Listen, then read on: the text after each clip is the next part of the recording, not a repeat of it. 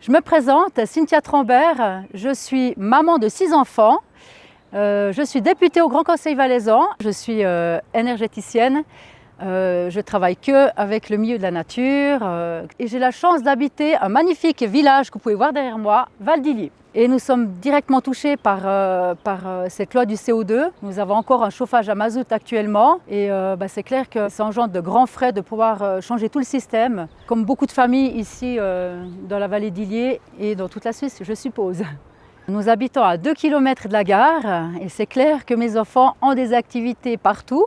C'est vrai qu'on est obligé en fait d'utiliser nos propres transports pour pouvoir se déplacer. Dans l'entreprise que nous avons familiale, c'est clair qu'on travaille avec la nature, étant donné qu'on est dans les aménagements extérieurs et paysagisme, donc nous avons un grand respect pour la nature. Nous avons aussi des ouvriers, ce qui fait que pour aller sur les chantiers, ils sont obligés d'utiliser des véhicules. Au niveau professionnel, on sera touché, au niveau familial, on sera touché. Donc à la fin, si on additionne à la fin de l'année tous ces frais, je pense qu'on arrive à des sacrés montants. Pendant l'hiver, mon mari est en parallèle de son entreprise et demeure sur les pistes des Ports du Soleil. Alors il faut bien se rendre compte que cette année, les remontées mécaniques ont ramassé un gros pétard suite à la situation Covid.